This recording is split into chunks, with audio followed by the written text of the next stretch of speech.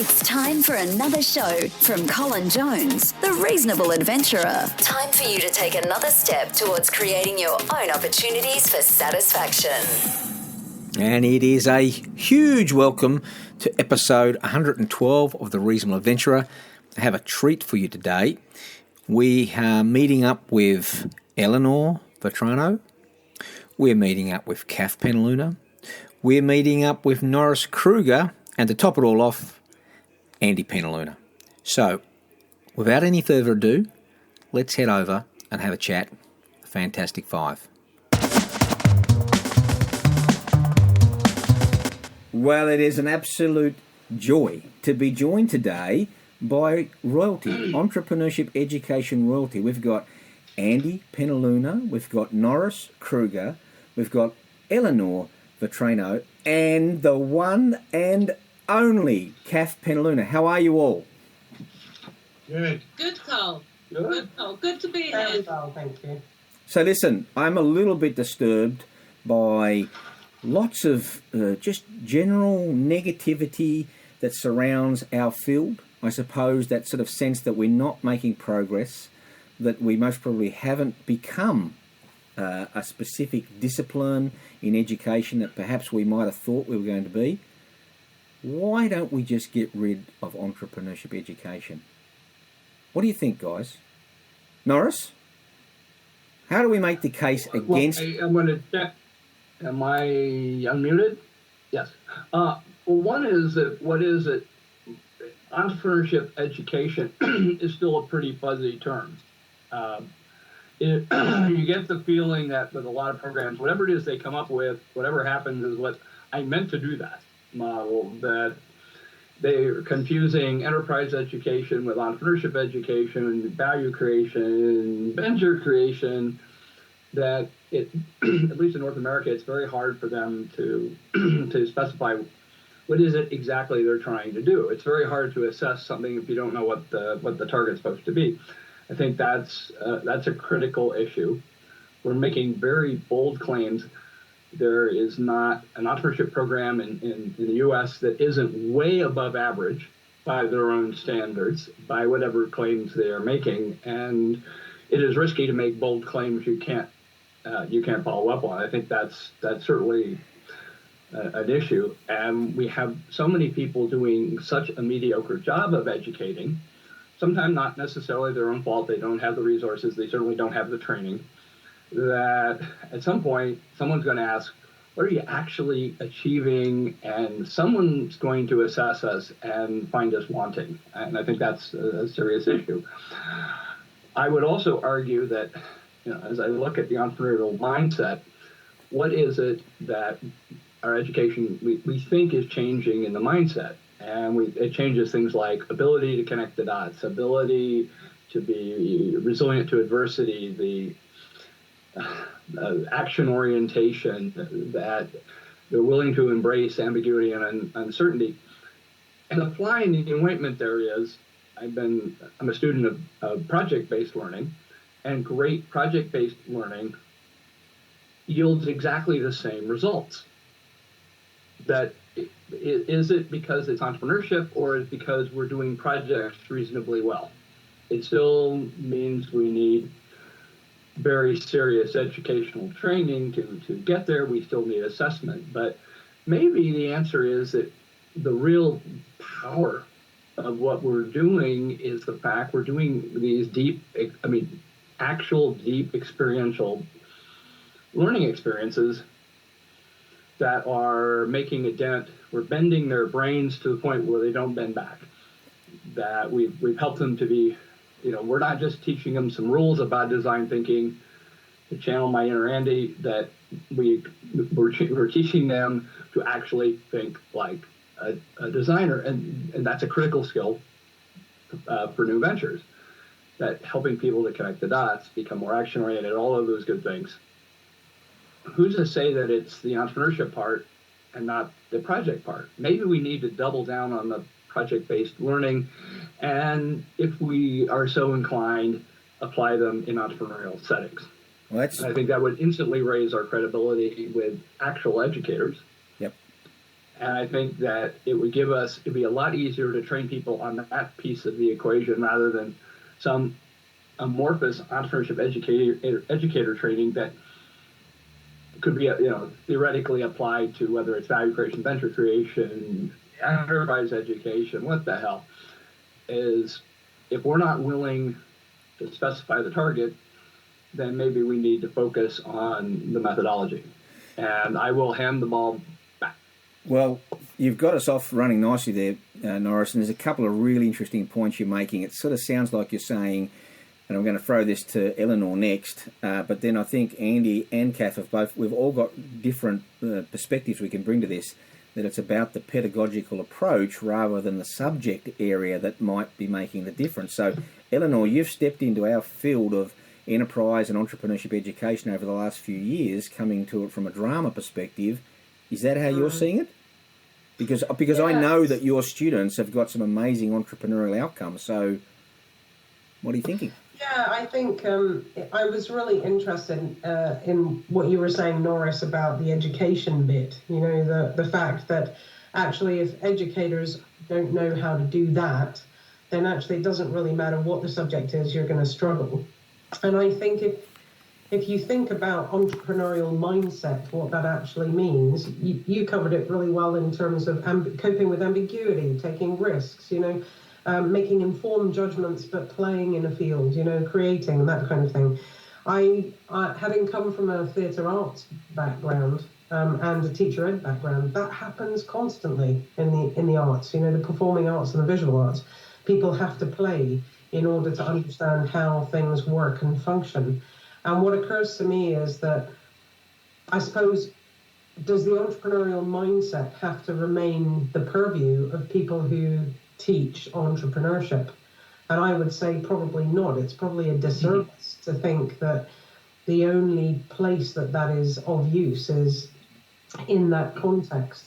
I think we're missing a real trick by not joining the dots here and almost having entrepreneurial mindset as being a core that runs through every subject discipline in every area. So I think I feel quite strongly about that. But also, Norris, picking up on the point you made about educators who don't know how to educate, that's really crucial, because I know lots of brilliant entrepreneurs who actually wouldn't be particularly good in the classroom or, in my context, in the coaching space, because they have very clear ideas of how they are entrepreneurs. But being an entrepreneur is not the same as being an educator.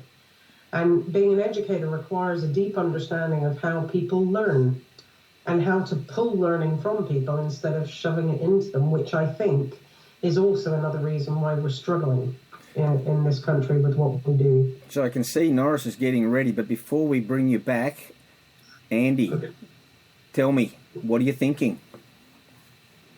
Well, I'm thinking back here, Cole. I have to be honest that, I've never been an entrepreneurship educator. I've just stayed faithful to my roots, and, I'm a creative endeavor person. So I see an awful lot of work being done by young people who have various goals, various ways of doing things, being supported and mentored and developing in all kinds of ways. And that might be creativity for creativity's sake.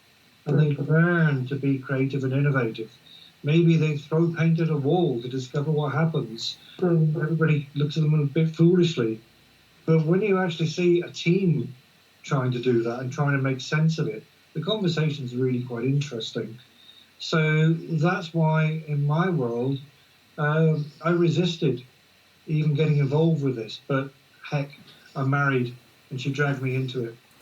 She's actually to blame for a lot of things in our lives, I suspect. But we'll give you a chance from the dock, Kath, as the accused.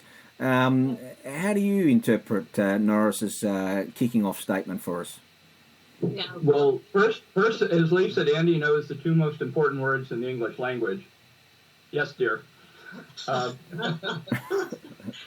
the way, what's interesting is that that actually, I say that for a point, because it's something that they have the same joke in every country, every language on earth, which is kind of intriguing. But there are these sort of universal things that are important. I remember ages ago being at a research symposium, the Academy of Management. People was basically, what did they call entrepreneurs in ancient Hebrew and ancient Greek? I mean, there was no word in Latin for entrepreneur, but we know those people were, there were people doing that throughout history. We now just have a label for it. But the common theme was it was more about innovation.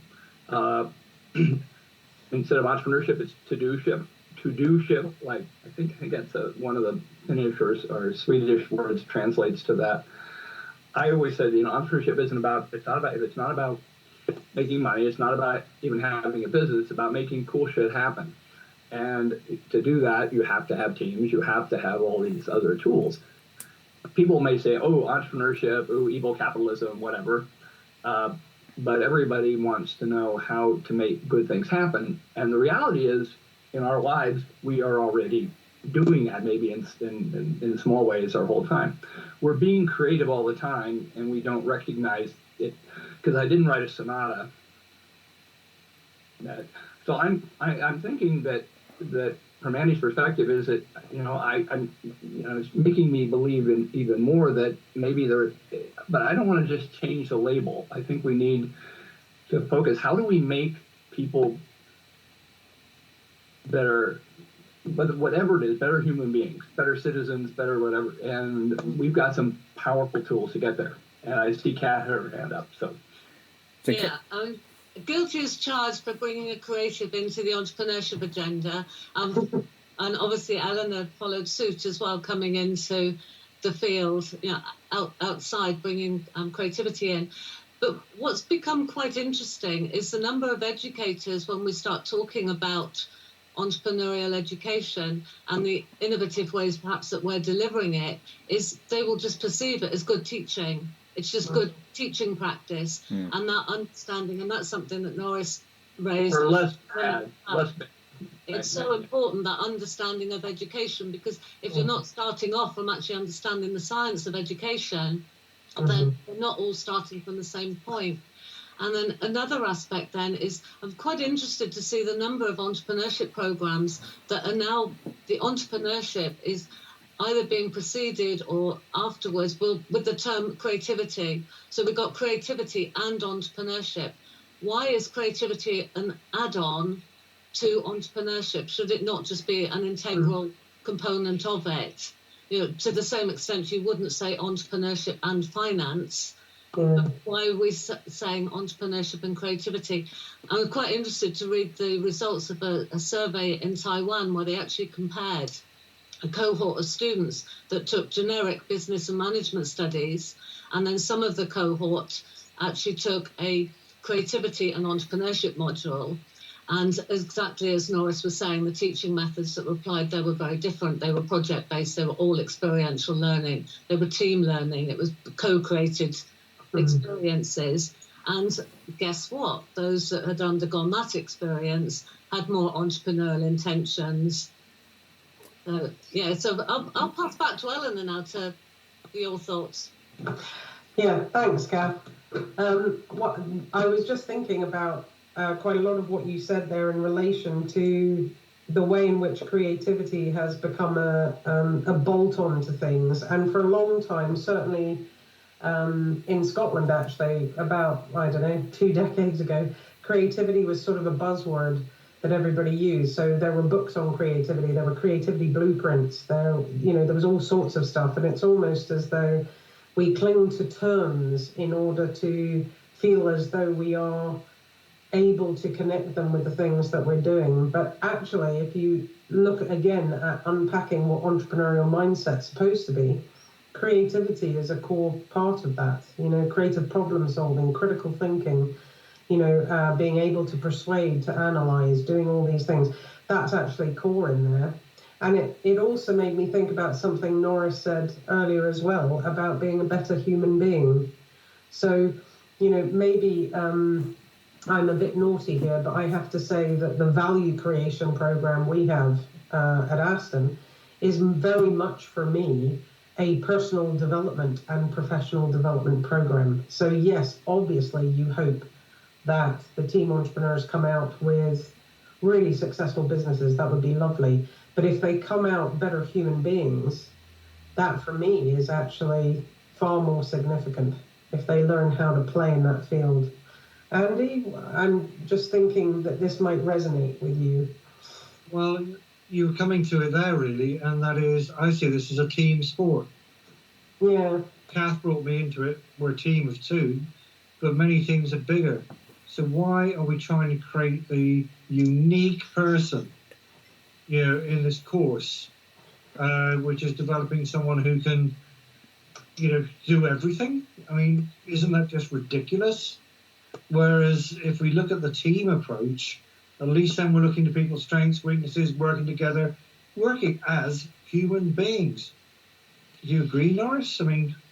Well, I was going to insert a joke about Ferengi rather than human, but I think that you want to cross-train people, that it makes sense to have breadth in terms of they ought to know something about accounting, finance, and leadership. But I think it really comes down, I know at least the project-based learning people have been very eager to make the case, and they do have data that suggests that building in, this is not just about business. It's that we're plugging it in. A couple things. One is, I think divergent thinking skills are important, but so is convergent. One is I think is more difficult to measure than the other. But I think about, it made me think of, I may have mentioned this last time, that Bob Fairley, he's one of Compton's fair-haired boys, he was involved in this giant controlled experiment where half the people got entrepreneurship training, best in class stuff, and people got like nothing. And that training did absolutely diddly.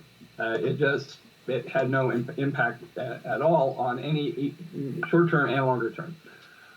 But there was also, an argument, and this dates back to my grad school days.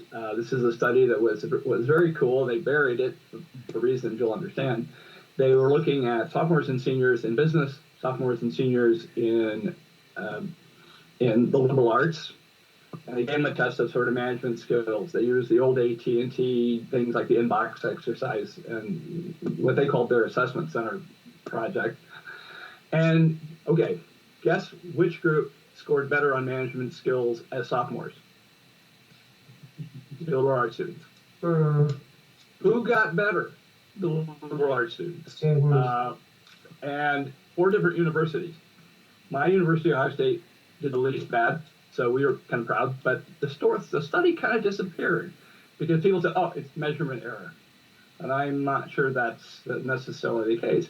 So maybe for those who are going to be fighting hard to say, "No, guys, we have to keep our entrepreneurship training," maybe it's time to go big or go home, and ensure that it is truly cross-campus. To Kath's point, blowing up the business school they have a really nice new building here. I kind of hate to blow it up, but how much would the university miss if the business school just sort of vanished? But there's still need for innovation. There's still being need for creativity. There's still being need for entrepreneurship. But maybe we're talking about life skills that we're embedding in people, and it just happens to be a venture creation course. But I love the folk. Increasingly, we're looking at value creation. The ACSB accrediting folks are demanding more and more evidence that we're having an impact on like real people. And I think that's one advantage we could have if we did entrepreneurship education right, is that we would look really good. I think we probably would make a bigger dent in the brains of our learners, in their hearts, souls, and brains. Of course, that could get us in trouble as well, being rate busters. But I'm thinking, I think that this is stuff that's important, how to make cool stuff happen. And this is something that's not just a business setting. Anyway, let me throw a grenade at it. Let's see if we can sort of blow this up a little bit. I think the cockroach in the room, the thing that's very hard to kill, to get rid of, business plans and pitching, building courses that help students to write business plans and become good at pitching, right? I think these are very, very overrated things in the field of becoming entrepreneurs. David Birch. Are people still doing business plans? Apparently they are, Norris. Yeah. What? Apparently they are. So David Birch, back in 2004, was interviewed, and he argued that it's not possible to teach people to be entrepreneurs, suggesting that they really need to complete an apprenticeship rather than a traditional classroom-based degree.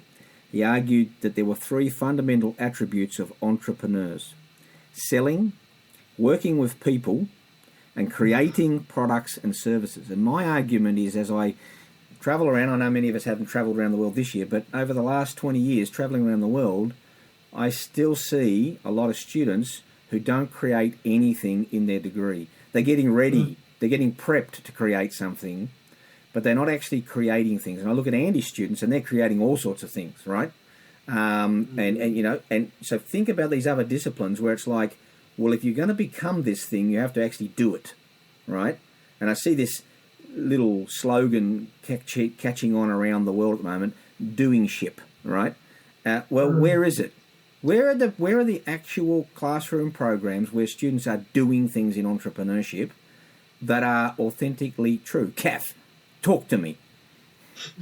Yeah, I'm just thinking earlier on in our conversations, we've been saying about me pulling Andy into the entrepreneurship agenda, but it also worked the other way as well, in that I took entrepreneurship education into the field of art and design, where the words really entrepreneurship wasn't used that much. But exactly as Col has highlighted, those students are making things. They have something that can be taken forward commercially, socially, culturally.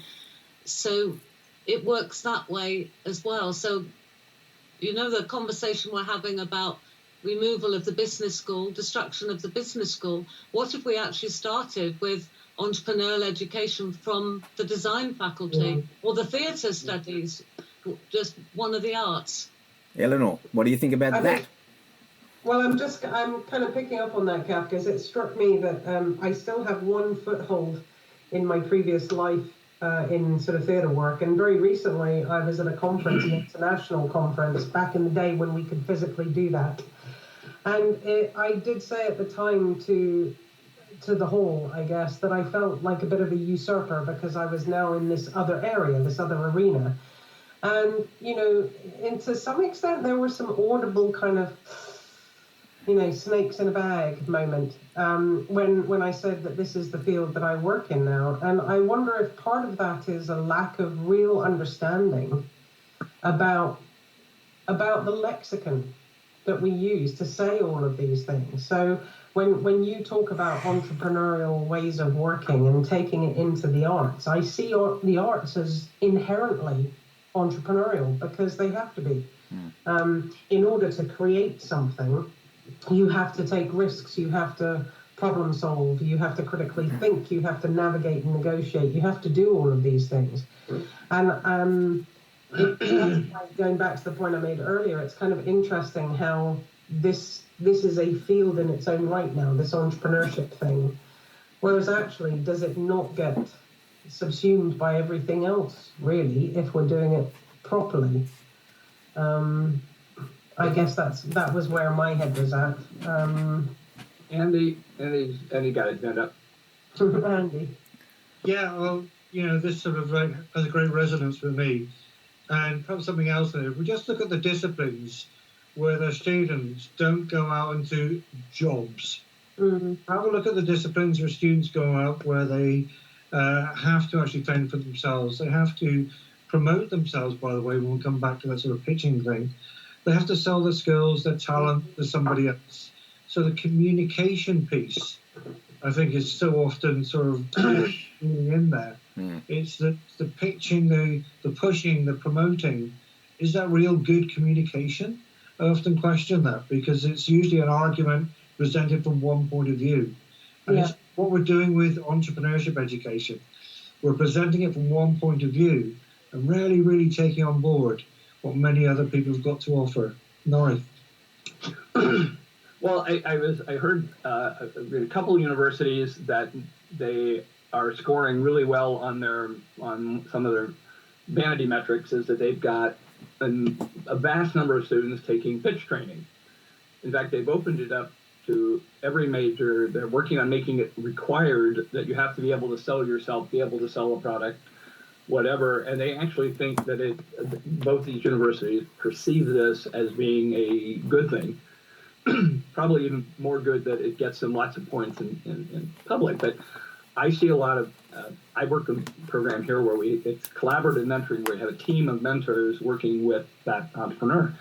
And every so often someone shows up, so, well, you don't need a team, you need me. I'm really good at this pitch coaching. And why is it they're always mediocre? They have one really good formula, is learning different ways. There are ways that we could, I think, transform this pitching thing. Michael Freed's, some folks, I think at Lunenburg, that they went to some country and their controlled experiment was basically teaching them like one tool for problem solving. Mm-hmm. And it had a huge impact. It was very embarrassing. Entrepreneurship training didn't work. But learning to do project management might be, and it's hard not to think about, if you're going to do gold standard project-based learning, that one of the key elements is actually presenting to the public, presenting to the critical stakeholders of it. And what they don't tell you, usually it takes 2 tries. They get a trial run, and the stakeholders go, "What?" Or one goes, "Yeah," and the other goes, "Huh?" Or the third one goes, "You suck." Okay, how do how do they learn to do that? And if you force them into a team environment early on in the project, that their communication skills ought to get better, or they're going to be frustrated, is how do we teach people to do stuff they probably already ought to have learned in kindergarten, but or maybe they did and we beat it out of them. So, Paul? Well, look, as you can see, I'm holding a magic wand here. So I'm going to kick off with my sort of wish list, and just so I can create a bit of space for you guys to think about what your wish list would be. So if you could hold this magic wand and wave it and bring about one change in our field, in our discipline area, what would it be? As Norris was starting to talk, I was just starting to think about what we should have learnt when we were young and bringing it back to cognitive load theory and all those schemas that entrepreneurs need, which we don't tend to be developing, which is something that clearly holds us back, I suspect, or holds our students back, I suspect. But if I could make one thing, I would centre entrepreneurship education around the notion of wisdom.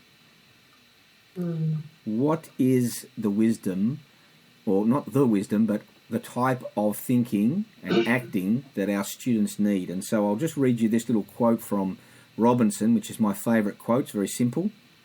"There is wisdom as phronesis, the wisdom that locates the prudent course of action and resists the urgings of the passions and the deceptions of the senses."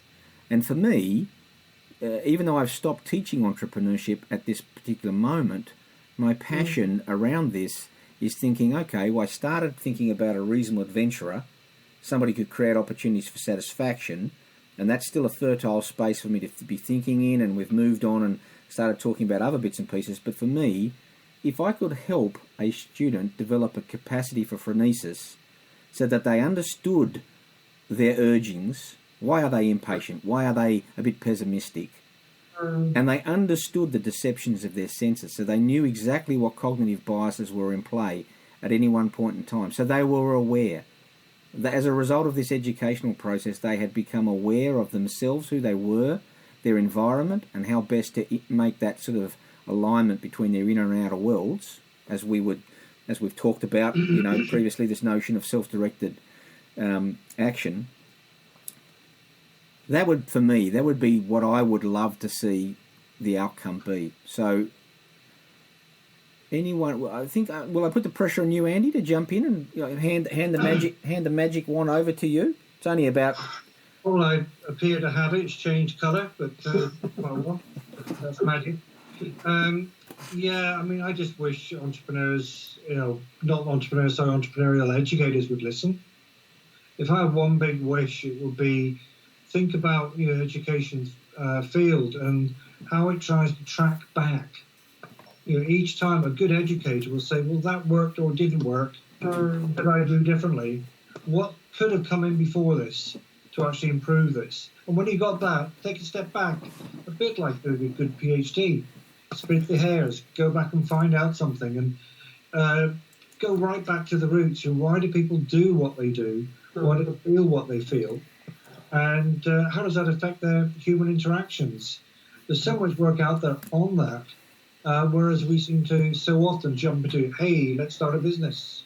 So my wish, think about how you get there big time. Right, Elinor, you've got the magic wand. I've got the magic wand, Andy. I'd like to pick up on that wish and maybe build on it a little bit, because I agree with that, and I also feel that this is perhaps not unique to entrepreneurial or entrepreneurship education, but really trying to understand what it is that the learner feels that they are going to get out of the experience. So what are we preparing people for in terms of the real world? So the idea that people are leaving our institutions unable to function in the workplace, unable to set up their own businesses, unable to add value to industry because they have only learned theoretically how to do it. And they've never actually explored it in reality. I think we need, as entrepreneurship educators, to look at what we're doing and why, whose purpose is it actually serving. Because if we are churning out, let's face it, business schools churn out millions of people every year. To what? To what end? And for what purpose? So I think my wish would be that we really think much more carefully about what we're doing and how. And I'm wondering who has the magic wand next. Kath? Oh. Yeah, I mean, again, Eleanor, you mentioned the business school. We've all been talking predominantly about the business school, but of course highlighting just how much goes on in the art and design disciplines. Yep. So would remove the centrality of the business school as being responsible for entrepreneurship education. And actually picking up on a conversation we had years ago with Cole, and that was actually leaving the entrepreneurship side of things, the actual startup side, if we use that as the definition there. So for venture creation, the startup process, have that as training with people who are trained to support entrepreneurs.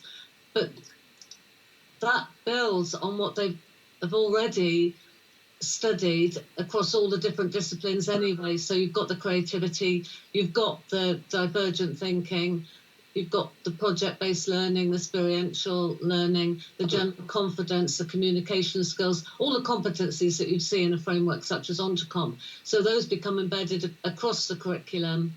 And it is then at an appropriate juncture, depending on where the student is or the graduate is at that time, that receives the training and that educational experience in that format. Mm-hmm. So I think is it Norris ready to have the wand? Well, in your honor, I'm using a magic wand that I stole from a bank. So now, one of the banks here that's actually a great friend to small business and new business, they have very nice pens, and stealing one is a badge of honor. They kind of let you. They let you steal it. I don't know. Maybe that's a banking thing. But I look at. I think I went into banking, Norris. Just imagine. Why do you think I went into banking, Norris? It was for the pens. Yes, exactly. Absolutely. Well, I believe that now. But you were mentioning the arts, but I used to. One of my favorite conferences to go to was what's now called Venture Wealth. They call it their Venture Wealth Open something, but it is entrepreneurship primarily in engineering and science. Mm. When I met a guy who had a science engineering program, and he was an actual MIT string theorist, and he was actually bloody brilliant at it. I mean, he was terrific. A little too obsessed with marathons, but that entrepreneurship, the entrepreneurial thinking, whatever it is we're going to call it, can blossom anywhere if you have. But what I think about Cyrus did was, he said, I'm a physicist. I'm a string theorist. He didn't even really teach much because he was such a great researcher. So he went and read books about how to teach. Kind of a radical concept. And he suddenly realized that he had read more books on teaching than the entire business school put together. And he made the mistake of mentioning that. And so God punished him and made him a dean. But that I think my magic wand is, there's like a lot of things.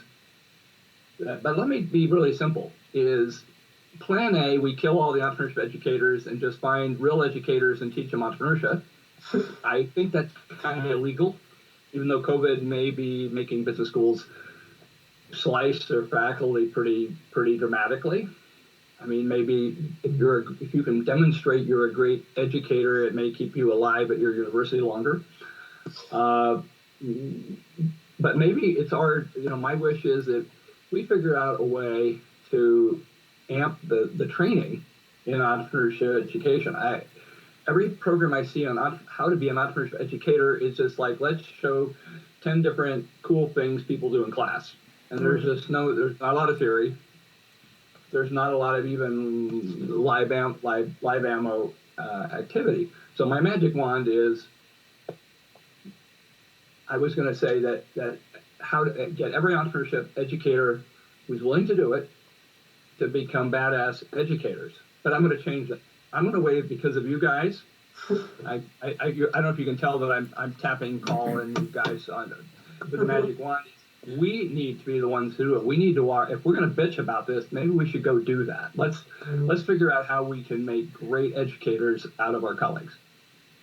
Well, that's way too ambitious. I will probably have a drone strike through my window any moment. But, it's a great point, Norris, and I think one of the challenges we have is we do have to respect the different contexts within which entrepreneurship and enterprise education, and I think that's one of the key points here is that there are plenty of places that don't embrace the obvious and distinct differences between enterprise education and entrepreneurship education, which I think conflates many of the issues here in ways that makes it hard for us to tackle these issues. And going right back to the beginning of the conversation, well, I think a lot of what we see as enterprise education is just naturally done in those liberal arts areas, in the creativity classes, in the drama classes, in those sorts of areas, right? So you could make a case, well, maybe you don't need it, but that assumes students get both forms of education, and the student who's just going through straight business, and when I'm in the States, I certainly meet those kids. They turn up to campus with a tie on and a shirt, and they're already ready to go out, and do business. They might even have a briefcase, do briefcase even exist these days? I'm not sure, but but those students don't look like they've done drama classes, right?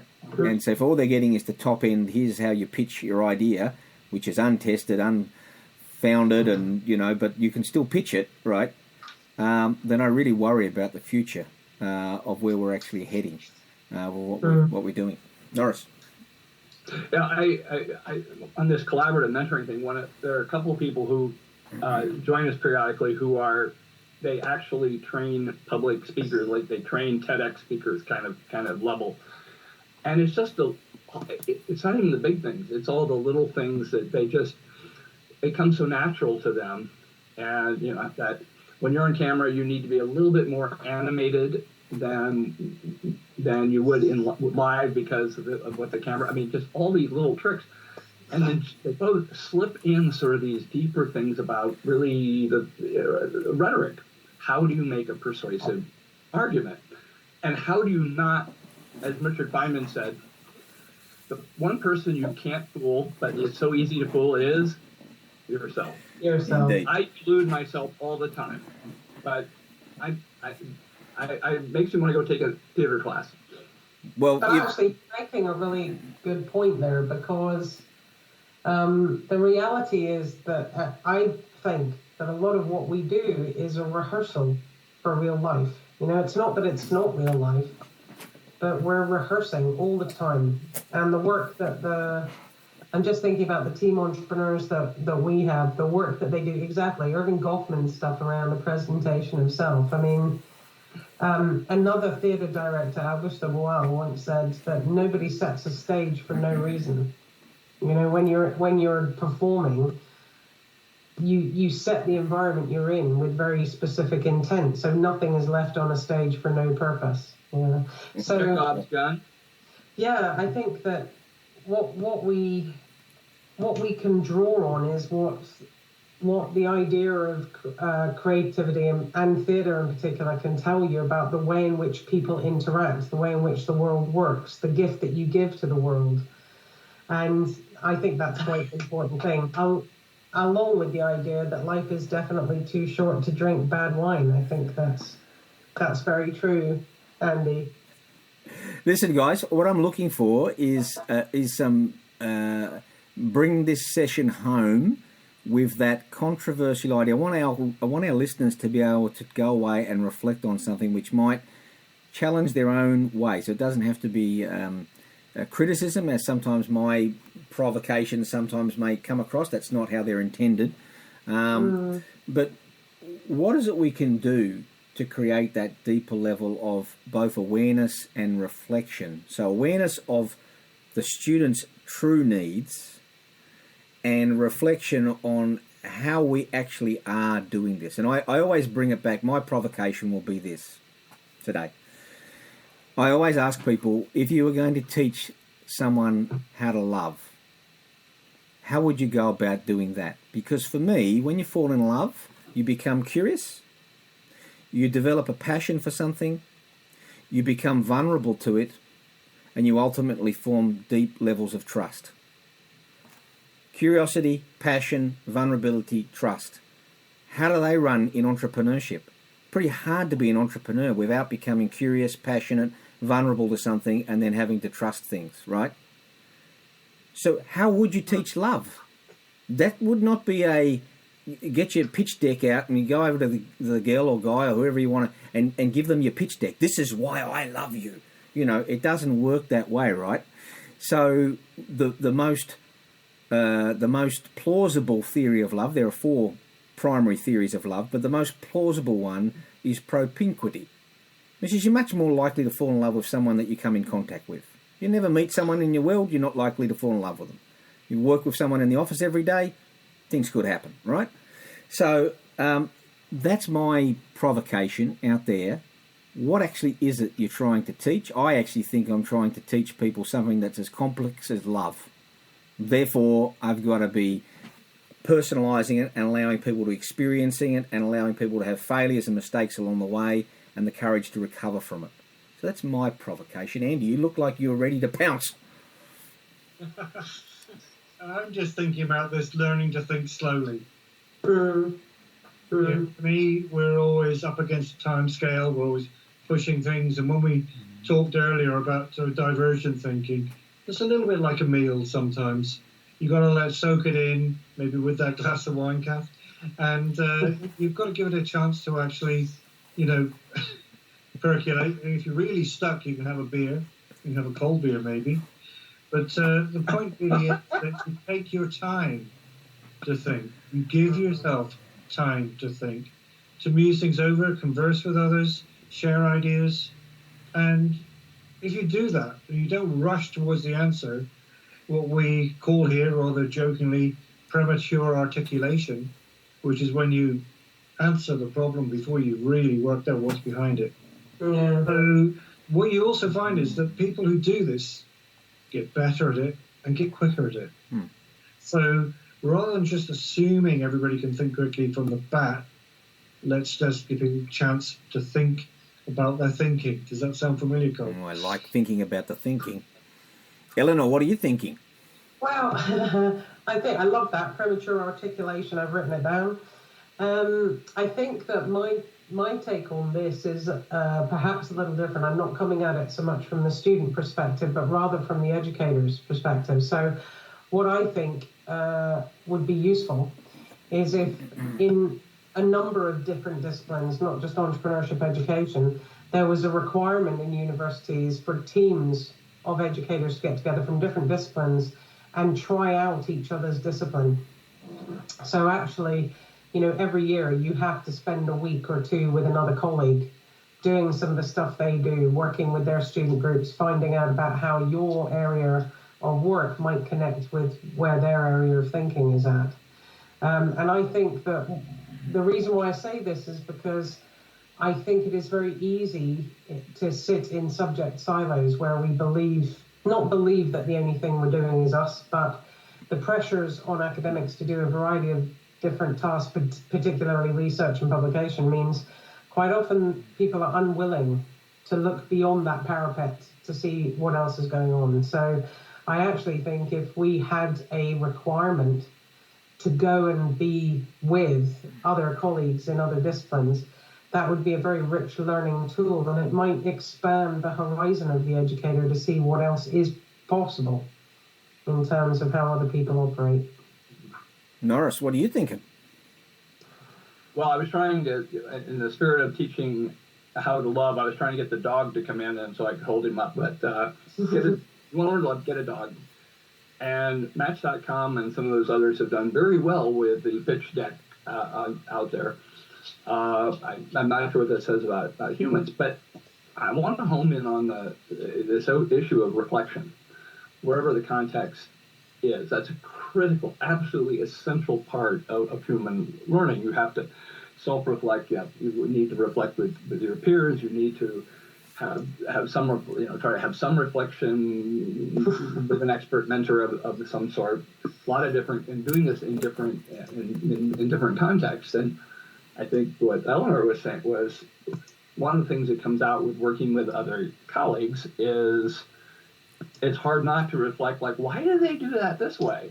That stuff, oh, wait, it works. Or that looks brilliant, and no, it doesn't work. That understanding that, we're not in this, we're not in this silo. There are practical issues of that. I suspect that if I were a university rector, I would hint that this is probably, if you work with a colleague in engineering, that there's probably you both can get published somehow. And maybe that's one of the tools, as a side issue, is if people actually understood the theory and understood human learning, the research would get better and would get into better journals, maybe. But this whole notion of reflection, and as you say, is taking your time. There's Kahneman's fast and slow thinking. Humans are designed to think fast and to think slow. And we tend to privilege the thinking fast, sort of naturally. But providing opportunities for the learners to reflect and do it in a way that we can reflect. Because part of this is, I never taught a class where I didn't learn something from the students. I don't sit in one of those collaborative mentoring things where I don't come away with notes on what the other mentors, even the entrepreneurs, are saying. Finding, and sometimes, an environmental issue that a staggering percentage of the air pollution in the world comes from container ships. They burn really nasty stuff. It's really cheap. It's like horrifying. Like I didn't want to know it, but I guess I needed to know that. So if you could fix diesel fuel, and that seemed like a pretty straight engineering task. But being able to reflect on, okay, what else does that mean? That sometimes it's collaborative mentoring. We all agree you should change your deck. Your argument about your business model should be X. They reflect on it and go, no, you guys are full of shit. This is how I can articulate this in a way. This person doesn't understand angels and VCs, and yet she still, sees that reflection helped her see that path forward. So if we could build in ways for not just the students, but us, the faculty. I don't know if I want to let the administrators reflect too much because that could get into mischief. But certainly having an opportunity where both individual reflection and shared reflection is, and I think talking to we have a superstar entrepreneur who cashed out and accidentally ended up in Boise, and we've had having arguments about what does it mean to belong to a community and how it reflects in terms of the natural ecosystem. And yet we're both full of shit, but we got a lot better. So. Andy, is that Andy or Kath? It's me, Norris. I mean, I've had an opportunity to reflect, obviously, on your considerations. And one of them is Eleanor's aspect about learning from other colleagues, other disciplines. And I've been incredibly fortunate in that I have taught across all of our faculties the topic of entrepreneurial education in some way, shape or form, mainly picking up on cross-curriculum topics such as raising awareness of intellectual property, because all our students need to understand that. Yeah. So I get the opportunity to speak to our students. But also with regards to reflection, talking to multiple stakeholders, so anyone who's engaged in the process, but in particularly our alumni. So talking to them, asking them about their educational experience, 6 months, 1 year, 5 years, 10 years down the line. I find that absolutely invaluable. But at the point we've all made here is taking the time and realising just how valuable that is, because we're all working 24/7, looking to improve and take forward different initiatives. But it's that time and talking and really reflecting on it. And great being with you all for this podcast. Absolutely superb. Yeah. Well, if I quote Andy, is another form of reflection is the long term is, the insight. My favorite Andy insight of the last year plus is go talk to your alumni, get their reflections on that. After 20 years, they probably had some reflection on their education, and I mentioned that to a couple colleagues, and they said, "Oh, they would never let us talk to our alumni unless you're asking for money." Like, I don't get it, but I think that's just is multiple stakeholders, short-term, medium-term, long-term reflection. I want to go start doing that right now. It's interesting, Norris, because today I connected with one of the alumni from my previous institution who did the same team entrepreneurship model that I run now. And he's been graduated now for 2 years, I think, or a year. And I reached out to him to connect him with one of our current masters team entrepreneurs who has a similar idea. And the first response was, "Oh yeah, Elinor, no problem whatsoever, that'd be great." And he immediately reached out to the guy and said, "Hey, do you want to have a chat over lunch?" Now, what you have there is this remarkable sharing of experience. There's something that connects these people together that is much more valuable and much richer than anything I could do with them at all. Anything anyone, I would argue, in an education capacity could do with them, because these guys have some form of lived experience together. And I think what it does is it keeps the alum fresh, it keeps them connected, it keeps them remembering what they did and how they did it. And then it's almost like leaving a legacy, isn't it? And what was even more powerful here is that the alum I was talking to is not even from my institution currently, and yet was so happy to open the door to another learner from a different place. And I think that's kind of what it's about, isn't it? It is. And Andy, I reckon you might have one last word for us on this topic. What do you think? Well, Cole, I set up a business, as you know, and with a good friend, and we're putting together another one now, as it happens. But the whole thing with that is that we built that up pretty much out of nothing. But what we had that was a common thread through it, as we developed beyond the nothing, we constantly talked to the people who were buying our products and services. And what I don't understand is why education isn't doing exactly the same thing with their customers. Yep. I call them customers, bad word maybe, but the people who come and study with them, a good marketeer should be well into this. Absolutely. Listen, I think we're going to leave it there today, but I think what we have done is we've stumbled onto an area where I'm pretty sure we should come back, do a little bit of homework and come back and share our thinking on reflection. One of my favourite books in this area is John Doris's Talking to Ourselves, Reflection, Ignorance and Agency. And I'll leave our listeners with this little statement that he says: the exercise of human agency consists in judgment and behaviour ordered by self-conscious reflection about what to do and think. He then goes on with the corollary, that is, the exercise of human agency requires accurate reflection. And I think that's something that's way too big for us today, but I'd love for us all to come back and take on this. I know, Norris, you're really into the neuro side of entrepreneurship, as is Andy, and I think we're all becoming more and more interested in it. And I think another show where we really just stay inside the head of our students and what needs to be happening in that space could be really profitable exercise for us all to engage with.